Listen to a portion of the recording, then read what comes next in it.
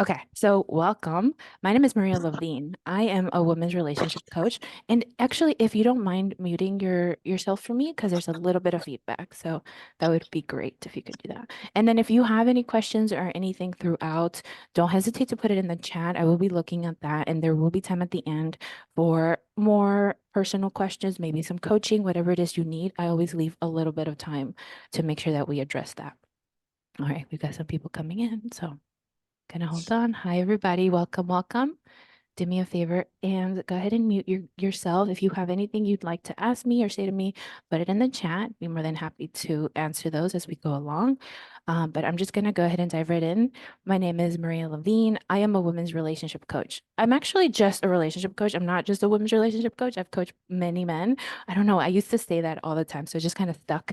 But I am a general relationship coach and I help you create deeply connected relationships. So I work mostly with romantic relationships, people that are married, people that are partnered, maybe you're in a situationship, anything that is romantic is what I help you develop deeply. So I give you the tools, the strategies, the perspectives that you need to create change.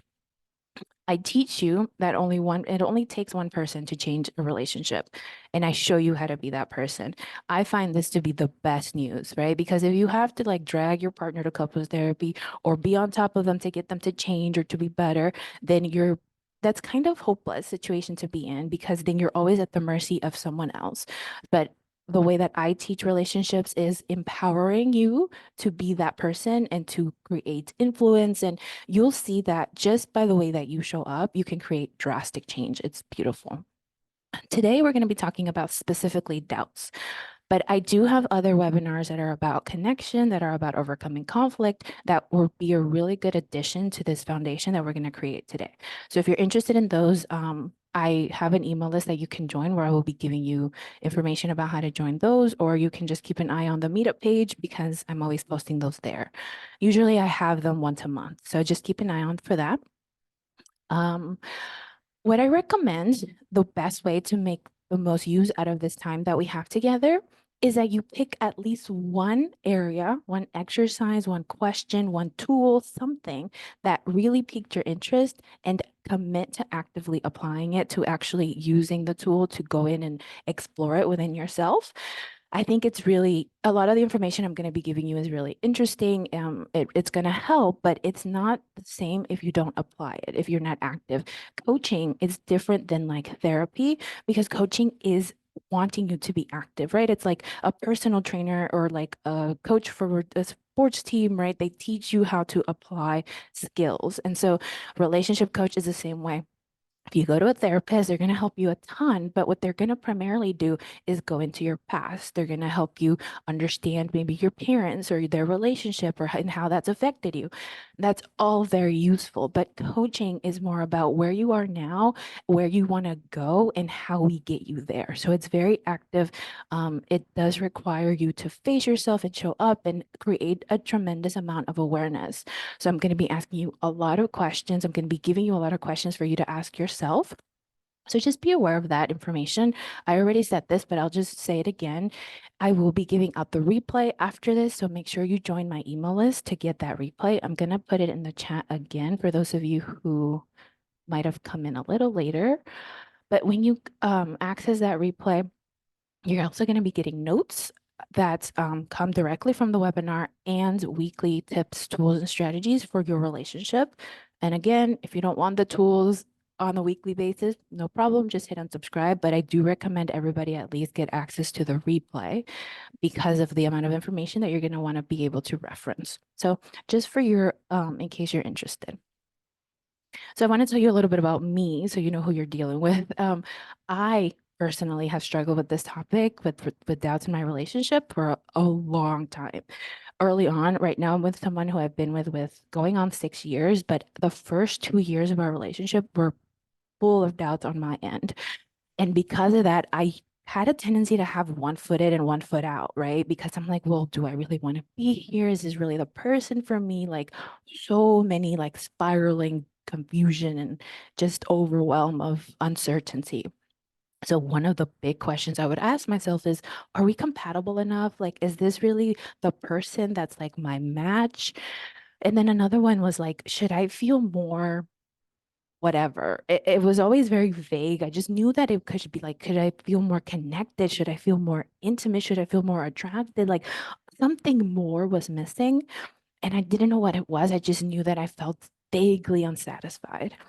And I was also doing this thing where I would compare it to my old relationships, but in a way that was truly unfair because I was only comparing it to the best of the old relationships. So, like, my old relationship was so much more connected and it was so much easier. And I could talk about like all of the positive things about the relationship I would compare it to, but of course, leave out all the negative stuff about the relationship. So, I was always left feeling less than because of the way I was thinking about it. So that kept me in this like doubt spiral for a long time. And like I said, I didn't know how to get this more that I wanted because to be honest with you, I didn't know what that was. I didn't know what to call it, or it was just a feeling. So that's where I was. I'm in a much better place, and I'll tell you a little bit of my process to get where I am now. That's what this webinar is about. But also, once I got to a better place, my boyfriend had a situation where he was feeling doubts as well. And it was fascinating watching him go through the process that I had gone through, because being able to be on the other side of it, I was able to help him get through them because I wasn't taking it personally at that point. I knew I understood that those doubts were truly about me. They were all about him and the way he was seeing our relationship. And so, because I'd been able to do this work, when he came to me with, like, hey, I don't know if I want to still keep going with this, I mean, I panicked a little, but I didn't make it a big deal of like, how dare you have any doubts? I just said, okay, let me hear them. Let's talk them out. Let's see. Ultimately, I want what's best for my boyfriend. So if it's not with me, I'm okay with that. But I had to be willing to understand that because I went through my own. So it's really helpful to be able to know and understand this in a very like calm, neutral place, which is where I'm at. So I'm going to start us off by building a foundation. Hope this mic isn't okay. I want to build a really strong foundation because I don't really know who I'm talking to. I'd love to. Oh, there's somebody waiting on the room.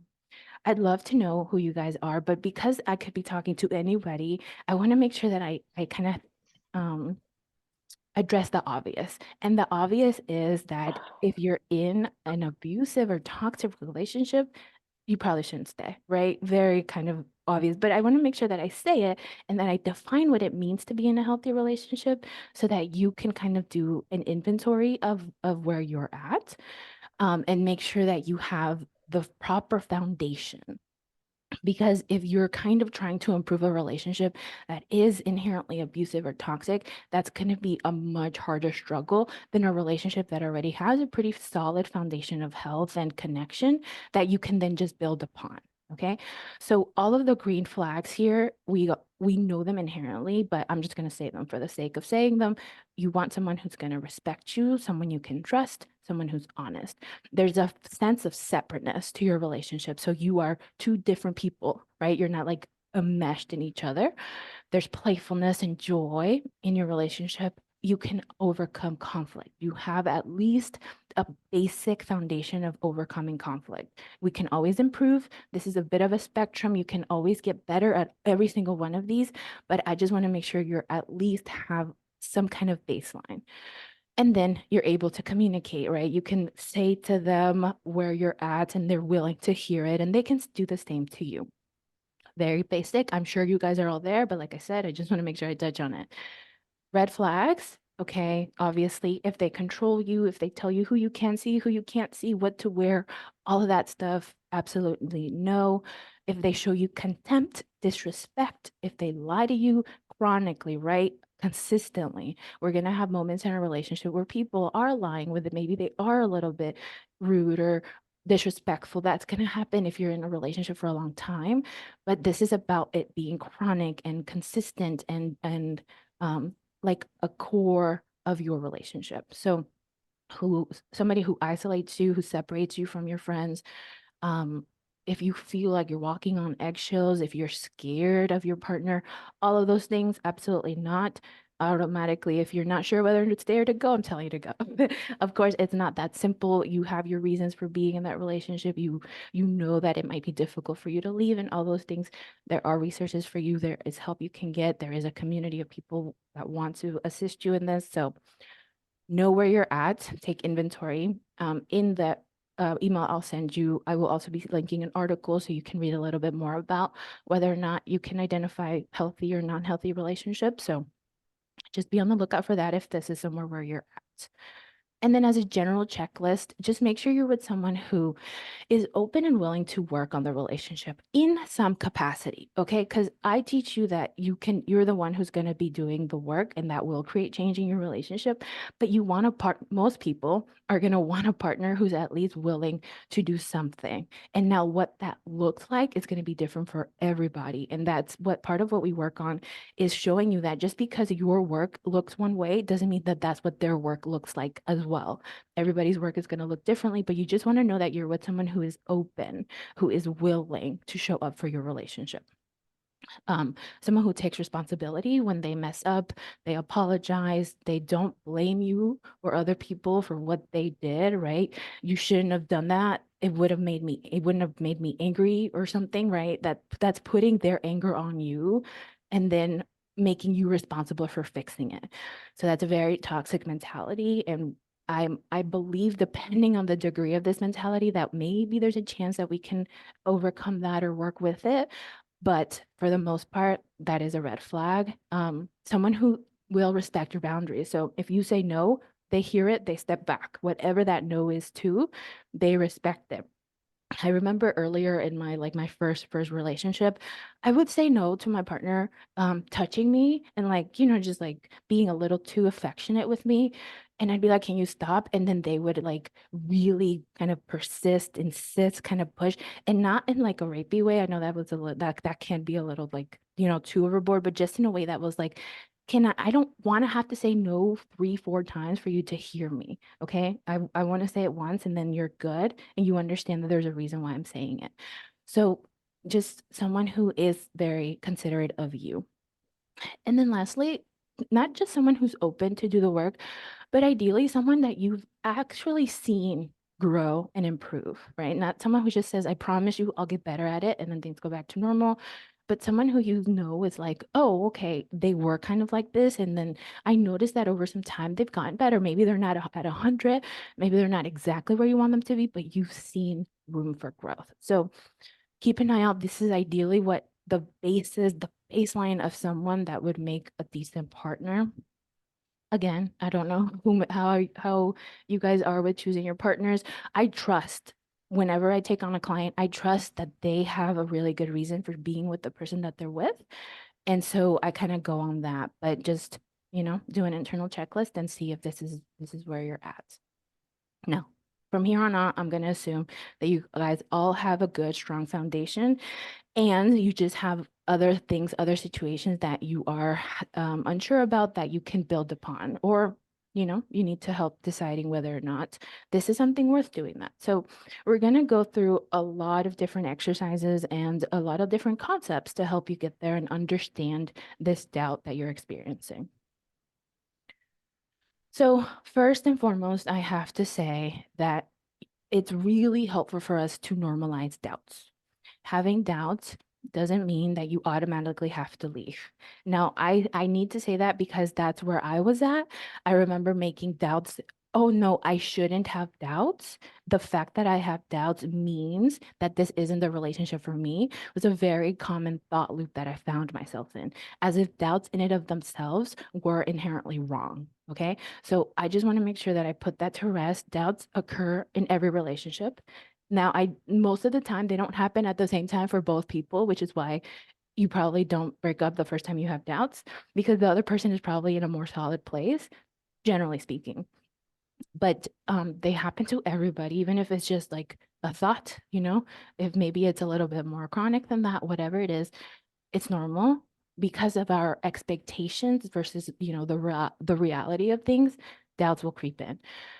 How I like to think of doubts is that they are just an invitation to look deep and to explore. Okay. Doubts are a little signal going off saying, hey, something's not quite right. Let's take a look. Let's see what we can do. Let's find some solutions. Okay. Now, sometimes doubts do mean, hey, it's time to leave, but that's part of this exploration that we're doing. Is this actually what needs to happen?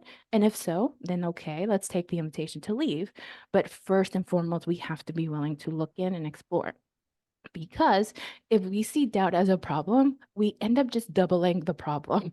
So we not only have doubt and whatever that doubt is telling us and whatever that information that needs to be looked at is, but then now we also have this added layer of like, oh no, I have doubt. That's its own separate problem now. Okay. And we don't need that. That's adding too much to the situation.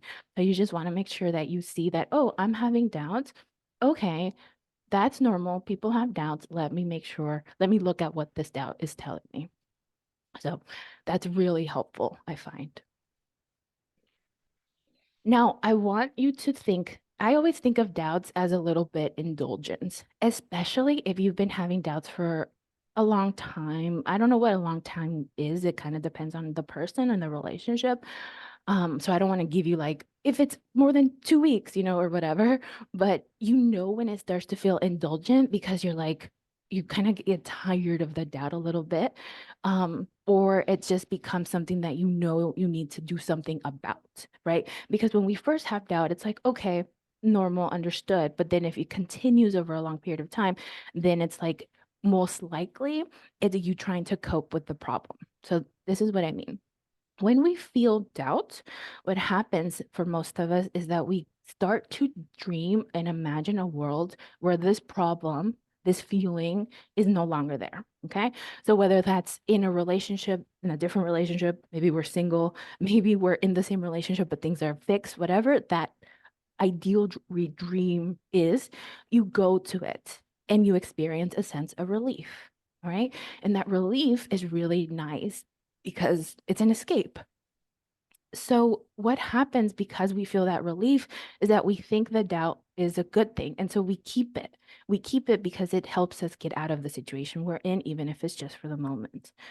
And we perpetuate that. So we stay in doubt longer than we need to. Ultimately, you have to understand that it might not be that you don't want this relationship as much as is that you want a solution to your problem. And indulging in this doubt is giving you access to the feeling of having a solution to the problem. So when we think about leaving, you get a simple solution, right? I have a problem, simple solution, I'm out, the end. Instead of what it could really be, which is a more complicated process. So just be onto yourself if you feel like you're indulging in doubt because it creates a feeling of relief from the problem that you don't want. Now, confusion is a very similar emotion. I'd say it's like its cousin or its brother or sister of doubt. Because when we're confused, we're in this place of like, I don't know what to do. There's so much to think about. It's all very complicated. I'm so overwhelmed. And even though it's not particularly pleasant to feel confusion, what happens is when we're in this place of confusion, we're safe because being confused isn't action. It's just kind of stasis. And when we're in stasis, we don't take action and therefore we don't risk anything.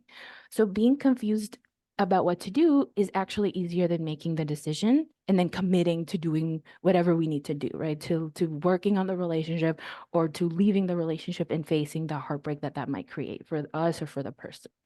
So we stay confused to create this kind of temporary sense of safety and we indulge in this emotion the same way we indulge in doubt to create a sense of relief. So I start us here because I just want you to be onto your human brain. Okay. It happens to all of us. It's very, very normal and it is a coping mechanism and that's okay. But once we are onto us that like, okay, I've been kind of in this place for a good long while and maybe I don't want to because it's scary, but I know that I should and need to get out of this place.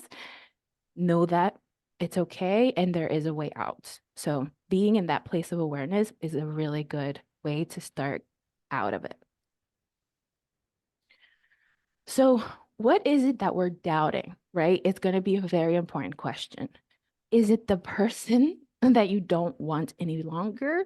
Or is it whatever problem you're experiencing between you and that person that you don't want?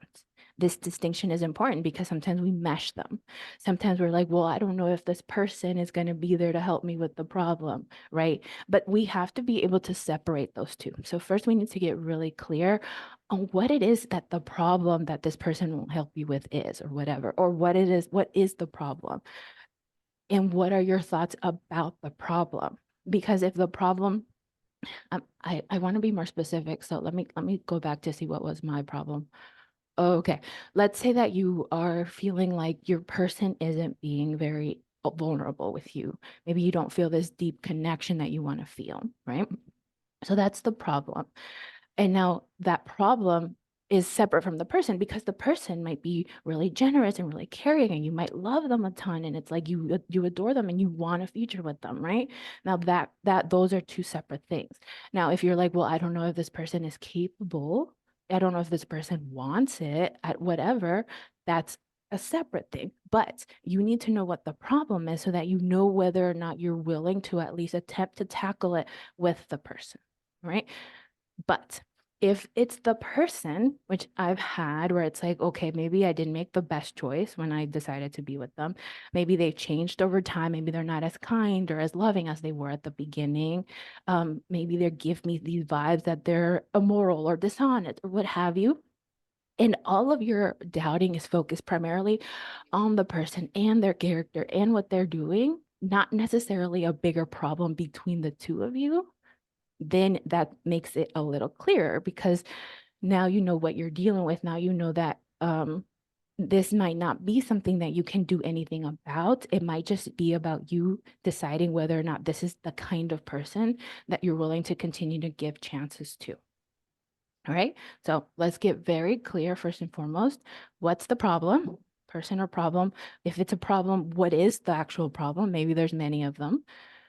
And then what are you thinking about the problem? So not just like the ins and outs of the problem itself, but like here, and actually I'm about to go into that in this next slide. So these are questions that I recommend to you to really sit down and think about to get yourself, if you are in this place of confusion, or even if you're just starting the journey, you don't know where to go.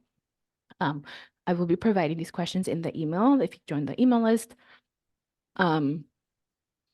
Oh, what else I was going to say? Okay, you can do this in a multiple way. So I like personally to journal. So very simple. You write down, you sit down, you write with yourself. You don't like to journal, I recommend you maybe talking these out with a friend, right? Having them ask you this and you kind of say it to them.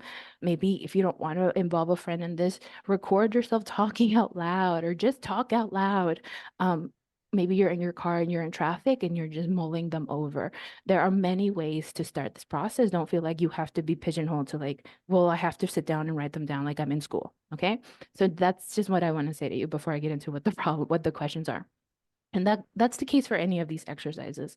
If you don't work, I definitely work like someone who's in school where I like to sit down and like get my favorite pen out and journal. Not everyone's like that. So don't let that be a barrier in your willingness to go into these questions and look with it.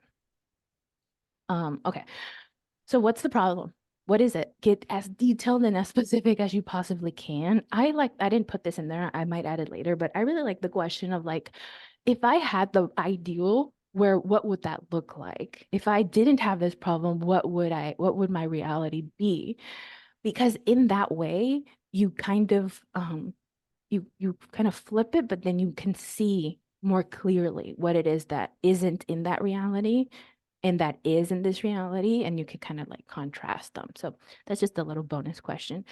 Do you believe that this is something that can be overcome? So you need to know where you're at in your ability, in your belief in whether or not this is something that can be overcome. I had a problem with my partner when early on where I thought that he didn't like me. And the reason that he didn't like me was because he didn't ask me questions. Okay. So he wouldn't ask me questions like personal questions or like want to know more about why I'm thinking or what I'm thinking. And I took that to mean, okay, he doesn't like me. Super reasonable, right? Most people would agree with me. However, what was actually happening once I understood it and went to him and solved it was that he isn't the kind of person that likes to ask questions. He thinks that if you want to share information, that you should just say it the way he does it. He doesn't wait for people to ask him questions. He just tells you things. And to me, that was a whole new way to see the world. And if I hadn't like gone to him with this and explained it to him and had him explain it to me, I would have never believed that this was something I could have overcome. I would have just assumed, okay, he doesn't like me, he's not interested, next, right? So it's really important for us to know like where what do I believe? And then also, is that true? And the is that true kind of comes in when we involve our partners. But for now, you just want to know where you're at. And just because you're at a zero doesn't mean it's impossible. It's just good for you to know, right? We're in a place where we're becoming aware. Do you think it's worth the potential effort to overcome it, right? Some problems might not be worth the effort or might not actually be solvable. An example I can think of right off the bat is like if you want kids and your partner doesn't, most of the time, unless one of you feels a little bit softer on that topic, most of the time that's not going to be something you can compromise on. Now, I keep saying most of the time because there are exceptions, but just in general, that might not be something worth the effort to overcome. How do you feel about the person? So just whether or not you're doubting the person or not, just know where you're at with what you feel about them. I recommend you balance it. So say positive things and negative things, or say, make sure that you're not just looking at like all the bad things about them, because we have a negative bias and we're going to be inclined to do that. So make sure you also add good things in there, even if it's just like they opened the door for me that one time. Like anything that your brain can come up with in the moment is going to help create a fuller picture. So it's not just like they're the worst and, all the things that maybe you're feeling when you're in a bad space. And then lastly, what do you think about them in terms of the problem? So that was just like, what do you think about them in general? This is more like when it comes to this specific problem, what do I think about them and their capacity to like help me with it or whatever? So this is kind of like a diagnosis. This is where we start. This is going to start you from the process of being in this doubt spiral and confusion and overwhelm into a more clear, a more concise kind of place. Okay. So this is where we're starting. Welcome. Hopefully that wasn't too much information. If you have any questions, please put it in the chat. We can discuss them. Okay. So now we're going to talk about decisions. So I'm actually going to go into the concepts first. So let's assume that no matter what you do, life is 50-50. Now, I kind of want to know which of you guys have heard of this concept or even agree with this concept in general. So I'm going to go through it, then I'm going to ask you to put it in the chat. It will be, life will be positive half of the time and negative half of the time. Okay. No matter what you do, no matter what circumstances change, that will remain true. All right. This is the philosophy that I'm going to be working around. So I want to know how you feel about this idea. And think about it in terms of like, even like rich and famous people, right? They have problems no matter what, no matter how much we up level, there's going to be a new space, a new level of BS that we have to contend with as human beings on a planet with a human brain. All right. So I just want to make sure that we're all on the same page before I agree that most of the time life is going to be 50% ugh and then 50% hooray. Now, some people, especially like my boyfriend, he loves to argue with the percentages with me. Like, what if it's like 60-40? And it's like, sure, circumstances might make it so your life feels a little bit more positive than negative or whatever. But in general, like big picture, most of the time you're just not going to be able to escape the negativity that comes with life. So just let me know in the chat. It's like maybe put a 1 if you're like, yes, I agree, I'm fully there with you. And then if you're like, oh, I don't know, I don't believe that, just put a 2. So I know kind of where you guys are at before I continue, because a lot of what I talk about is going to be based on this premise. So I just want to make sure I don't lose anybody here. But if you actively are trying to leave your relationship because you think that doing so is going to make it so that you avoid the 50% negative, that's just never going to work. So I've been, of course, at the mercy of this folly where I'm like, if I change my circumstances, I'll be happy. Now that might work for like the first couple of minutes. I'm like, oh, yay, I'm in a better place. But then that human brain is going to just come up and be like, yeah, but I don't have that. And what about that's missing? That's just always going to happen. So you just want to be aware that that's what's going to happen. Because when you make a decision, oftentimes we might think, well, I'm only looking at the positives of this decision without consciously inviting in the negatives that will be waiting there inevitably. And so we make a choice based on only the positives and forget to account for the negatives. So just make sure that you are bringing up on purpose all of the negative aspects of whatever decisions that you're trying to make. So if you're trying to leave, or if you're like, okay, maybe I want to leave, leaving, oh my God, it would be so much nicer because then I wouldn't have to deal with this, and this, right? And then I could be single and I could have my own place and I could whatever, poop with the door open. I heard somebody say that, like, oh, I miss pooping with the door open. Like that's such a silly thing, but just whatever you imagine when you like, I don't have this problem anymore, things are great. Okay. Your brain is going to do that, but I want to make sure that you're like, okay, but what's going to suck about this decision also? I'm going to have to pack up my crap. I'm gonna have to have tons and tons of difficult conversations. Unless you're like, I'm just gonna ghost, right? But then it's like, do I really want to be that person that just lets and leaves? So like, you just want to make sure that you're making this decision from a very conscious place where you're looking at the entire picture. I just say that because I know that we love to kind of pretend that that's not gonna happen, and then when we make the decision, we regret the way that we made the decision because we didn't really take the time to properly look at everything. So I'm just trying to save you some further pain. Speaking of regret, one of the reasons that we might not want to leave is because we fear regret. Right? I've heard this many times. And so the idea behind regret is that there is a right decision, and if we don't make the right decision, then we will regret it. And I'm very against the concept that there is a right decision. I'm going to talk about that a little bit more later. But I find that regret is only useful. It can be useful, and it's only useful when we actually take it and use it to learn from an experience, right? It can be a negative emotion that can encourage growth because it's like, okay, let me look at what I did. Let me make sure that I don't make a similar mistake in the future. Very useful. However, I find that the best way to avoid regret altogether, just my opinion, is to give whatever you're grappling with, to give it your all before you give up. Because if there's like even like 10% more you could do, and you don't do it and you leave, there's a chance that that regret might come up because you're thinking about that 10% that you didn't do, right? And so that's just what I recommend to most people. Like if there's a part of you that's like, I think maybe I can give a little more, I always recommend going for it. Now, that's just general, right? It's always case by case. But that's how I feel about avoiding regret altogether. But ultimately, regret is a choice that we get to make. Once we're in that place of like, I've made the decision, and if regret starts to creep up, what that is it's your brain like trying to invite you into trying to change the past. Because regret is like, well, you should have done this, right? Something different. And no matter what, you're not going to be able to do that because the past has passed.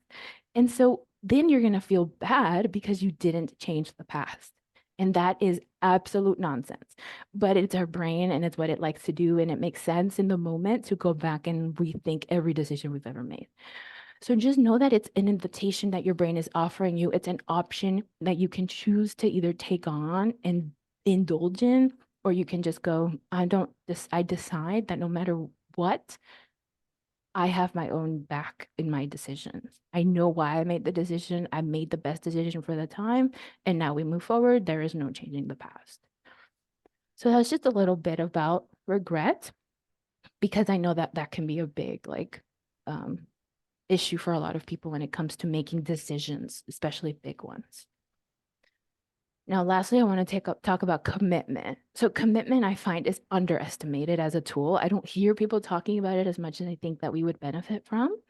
And commitment is the decision to do the work that's necessary to make every decision the right decision, right? So think about commitment. It's an emotion, right? I am committed.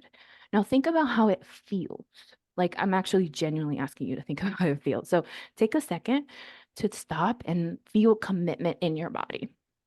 For me, it's a very powerful feeling. It feels very grounded. It feels very action oriented. It feels like there is no doubt in commitment, right? There's like commitment is a pre-established decision that I just get to continue with. Okay. So the beautiful thing about commitment is that it doesn't need motivation because motivation will come and it'll go. But if you're committed, like you just keep going because you've committed to do it. Okay. Now that doesn't mean that you don't have a choice, right? You can always decide to commit to something else. But in that moment, you don't have to go in like back and forth. What do I do? How do I escape this? Right? You're just like, I'm committed. I will find a path forward. So, commitment is a really powerful tool once you've made a decision to commit to making it the right decision, to finding a way to continue on the path so that your idealized reality of whatever you decided was going to be your reality when you made that decision will come true. So, it really helps to develop your belief in your ability to overcome any obstacle. Now, this, I say that so cavalierly, like, yeah, no, just develop your belief in your ability to overcome any obstacle, right? And I understand how insane or how powerful that is, but also how not easy it is. Not, it can be very simple, but not, but kind of difficult. But luckily, this is what coaching does. This is the foundation of coaching is that they help you, your coach will help you develop this belief in yourself and provide you the strategy, the tools, equip you with whatever you need to overcome every obstacle. All right. But ultimately, it is an initial choice to believe that you can and will find a way through. Okay. So when you have the proper tools and you have a clear path, it gets a lot easier to believe in that ability because you know what you're going to be doing. But when you're in this place of uncertainty and confusion and there are so many resources and you don't know, it's a lot harder to believe in yourself in that way. So once you find that path, once you know that it's out there, it's easier to believe, but you at first you kind of have to go on faith that you will figure it out. So, how do you make a decision? I have this beautiful exercise that I love, and I'll talk about it more in the email. But if you choose to live in both realities, so first of all, let's just live in a fantasy world where there is no such thing as a wrong decision. Just every decision that you make magically turns out perfectly. Okay. And no matter what you do, it goes to a place where it's like the best of that reality. Now, what do you do? Now, what do you want? What would you choose if it could be great either way? This stumps a lot of people because they're thinking that there is a place that they can choose where it's going to be right. And so, if you're just like, it's both going to be right, you kind of have to do a lot of internal work of deciding, well, what flavor of life do I want? Not better, not worse, but just what flavor, what I can't think of a better word than flavor, to be honest with you. So it's like, what level of difficulty do I want? What flavor of awful do I want? What flavor of amazing? It's just about for where I am right now, what would be nice?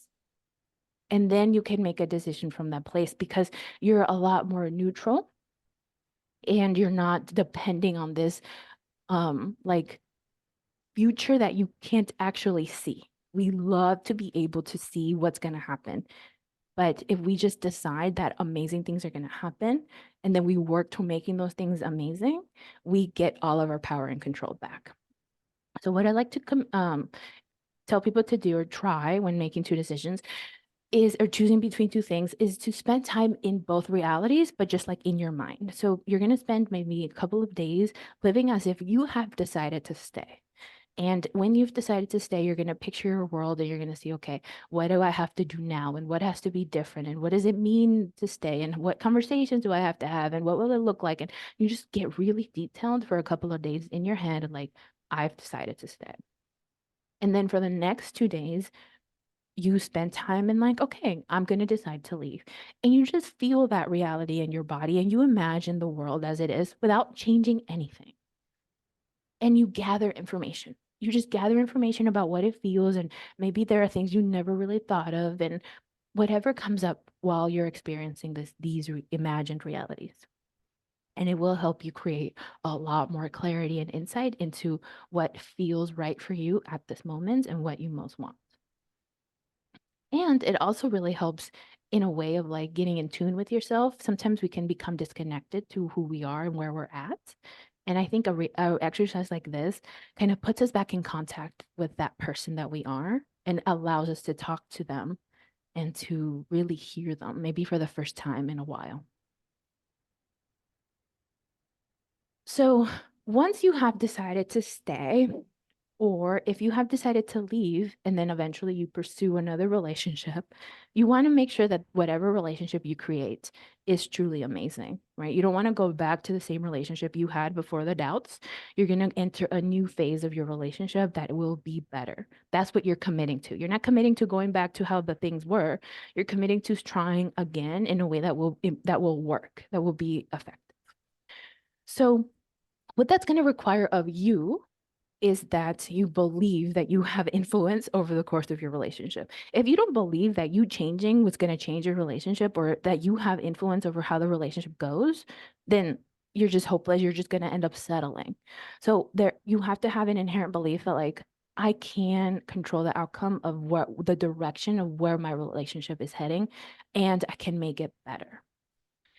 There is a willingness that's required to look within and to take responsibility for your half of the dynamic of whatever problem you're in.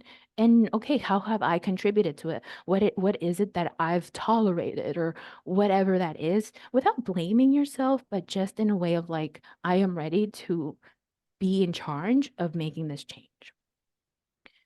Knowing that you create your reality is very important. That is a lot of what coaching teaches you, is how your thoughts will create your feelings, which then will create what you do or don't do, which will eventually create your reality and what you have around you. You have to have a desire to be the change that you want to see, right? If you're just like, I don't want to be this person and this is too hard, and you can have a little bit of that, but ultimately the desire to want better is a lot stronger than that part of you that just wants to like sit on the couch and do nothing. And then, of course, they require tools and strategies to overcome your obstacles. So whether that's me, your delightful coach, whether that's books, whether that's webinars, whether that's classes, whatever it requires of you, you will find it if you want to find it, if you're actively out searching.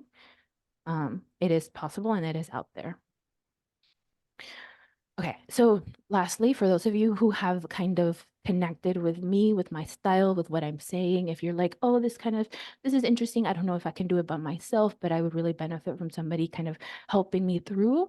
I have a program. Coaching is one of the ways you can get to that place where you want to be in your relationship. It's a 3-month program where we pave the way towards your ideal. So we equip you with the emotional tools, the communication tools to grow your relationship in the direction that you want it to go. It will save you money. I mean, money and time if you go this route. I know this because I love coaching. I have coaches for all kinds of things.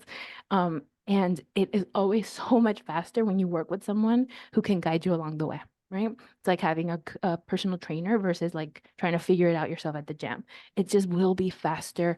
It will save you a lot of misery, a lot of time, and a lot of energy that you could be using on better things like growing your career or whatever it is that you've got going on. And I always make my program specifically to you and wherever you're at. So I have like a general outline that I work around, but I make sure that it goes aligned with the way you need to be taught, with the problems that you're having, with your circumstances, whatever they are. It's very, very specific to where you are. And if you want to learn more about that, make sure to join the email list, like I said. I do send you emails about the program and what it looks like to work with a coach, what it even means if some of you have never been introduced to a coach before. But to go back to the topic, basically, in a nutshell, the process is that we understand the problem and the situation, okay? Get very clear. We pick a direction. We literally have to make a choice. Now you have to think of making a choice as something if you're kind of like 50-50 on what to do, it might kind of be like a coin toss. You kind of just have to choose. Now, when you choose, you'll have to build some courage to actually take action, right? Because you need to feel your feelings to create action. So courage is going to be a very powerful fuel. So we take the action. having been filled with the courage to do so. And then we evaluate our choice, okay? We gather data, we find information. Now we have to stay in this choice for long enough to gather information that will be helpful. Okay, so maybe you decide to stay and you try to make some changes and you ask your partner questions and you start the process. All right, and then we make a decision. Now, the difference between a choice and a decision is that a decision is a lot more serious than a choice. A choice can be like, do I go this way or that way? But once you're down that path, you can always choose to come back. The decision is made when you're like, I'm gonna keep going.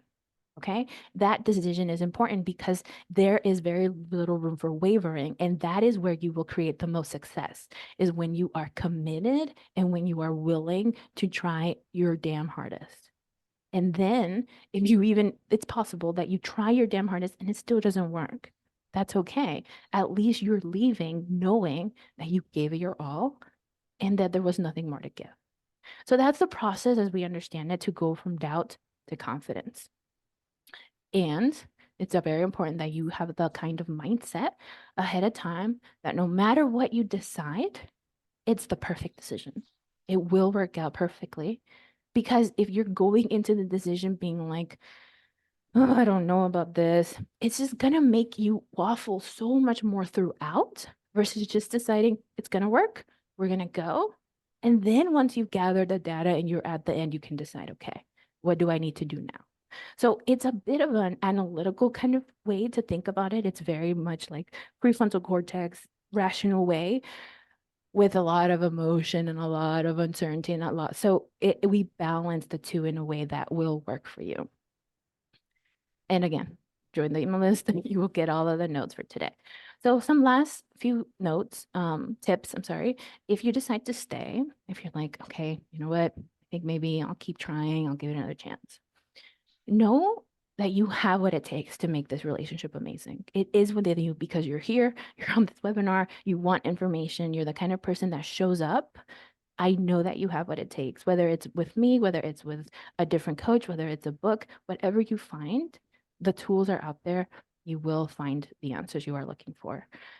I want you to know that you will have to be willing to do the work of confronting your own thoughts and beliefs. All right. Now, oftentimes we get into the trap, and I have a whole other webinar about this, about trying to control the person and changing the person and being like, well, they actually should be this way for me to feel good. The work is more about you and how you're showing up and the kind of person that you want to be in this relationship. The work also has a lot to do with who you are to yourself. This is kind of doesn't go all the way, and I won't talk about it too much here. But what is your relationship to you? Do you like yourself? Do you have your own back? Are you a confident person? Do you have boundaries? Do you set them? Do you respect them? Right? All of those things are going to bleed into your relationship with your partner. So if you're going to do this work, do the work to build that relationship that you have with you. Make sure you're in a good place because that's where we develop kick-ass relationships. So ask yourself, what kind of relationship do I want? And then who do I have to be to become who do I have to become to have that relationship? So if I want a super affectionate, loving, kind of relationship, I probably have to be someone who is willing to be vulnerable, someone who isn't afraid of intimacy, someone who is kind and generous and shows up for their person, because that's going to attract the kind of person who will do the same for me, whether that's your current partner or someone new.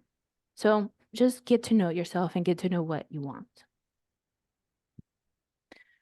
And then if you decide to go, I want you to trust that you will be okay. Leaving is a very tricky, difficult situation. It can be met with a lot of emotions that make you doubt whether or not you should have done that. So a way to kind of combat that is make a list of your reasons for leaving and make sure that you love your reasons. Now, they don't need to sound good to anybody but you, right? If your reason, it sounds a little like, if I told somebody this, it'd be like, that's a dumb reason. It doesn't matter. If you love that reason, have your back. Honor what is right for you and trust yourself that you know what is right for you. Also, know that you can leave without drama. I think that sometimes we think, well, I have to be super unhappy. I have to make a scene. I'd have to sabotage the relationship because that gives me an excuse to leave. But if you're just like, you know what, I'm unsatisfied. Maybe this isn't the phase for me to be in a relationship. That's fine. You can say, I love you and I'm leaving. And it doesn't have to be a whole big thing because you don't have to participate in that if that's like something that your partner wants to make it, you know?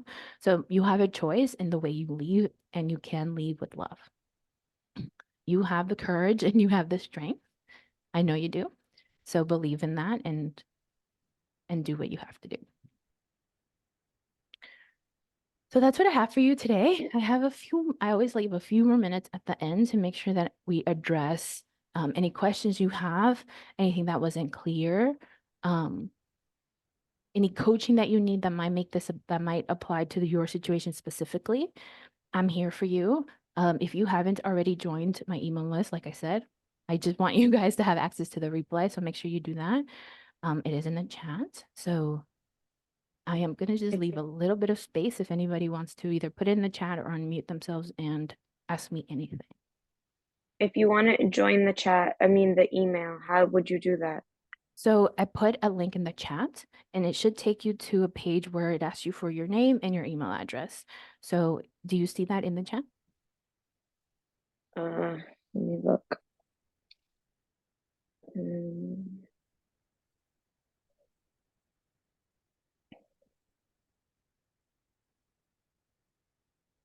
does it say with an about?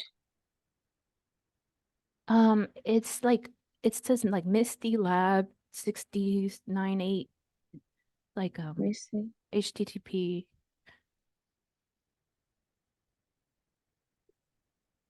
It said event chat online. I don't see it. If you want, you can put your, do you know how to access a chat? Like how to type something into the chat? Yeah, add the comments? Uh-huh. Yeah. Okay. If you want, type in your email in there and then I can add you myself to the email list and then that way it'll be like the same thing, but I'll just do it manually. Okay.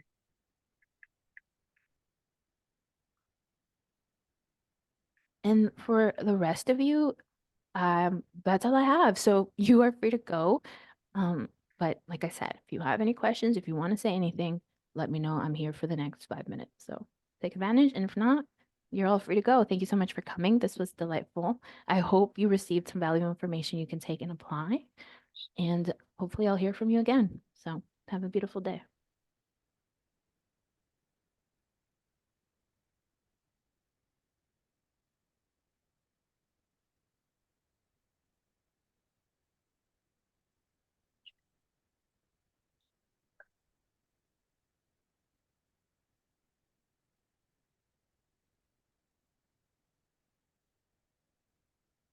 Okay, I put it.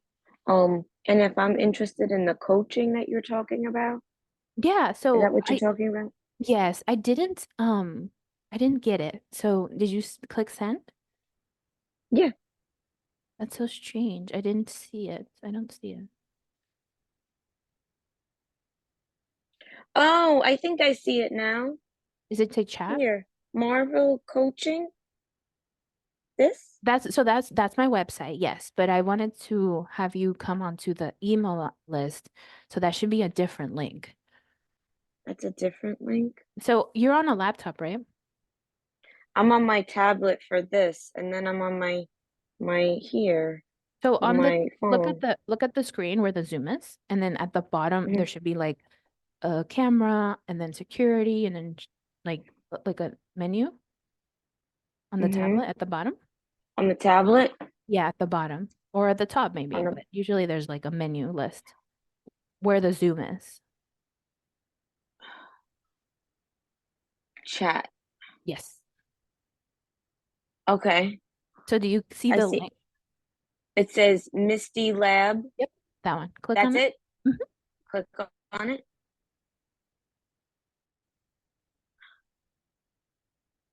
Okay. And then All right, that's I see it. yes. So fill that out for me. Okay. Yeah, and I then see that it that now. keeps us in touch over email, and then you'll be receiving emails about the program so that you can know more about it, and then click. You can also will be able to schedule a session, like a free session with me. Okay. And then do I do this online or in person? This is online, so it'll be over Zoom. On Oh, over Zoom. Yep. Okay. And that's you in the picture, I Yes, guess. yes, it is. Oh, with the heart. Yep. Okay. Okay. And then I think I just put I think I think I got it. Okay, I'm not sure if I added it right, but it here says I'll tell you. Let me go check. Yep, Shannon Ryder, got you. okay, good. Okay, Beautiful. good. All I right, just want to make sure I did it right. I appreciate that. Thank you so much. Thank you for your patience. Okay, good. All No right, so problem. Thank you. all right, so make sure you reach out when you get those emails, and we'll stay in touch, and we'll schedule a call soon. Yeah, because I had some questions I wanted to ask you because I would like your advice. Definitely, yeah, I'd love to do that for you. So, once you get that email, you'll see a link for scheduling a call, and then we'll jump on that. All right, thank you. All right, have a beautiful day. I'll see you guys soon. Thank you, you too. Bye. Okay, bye bye.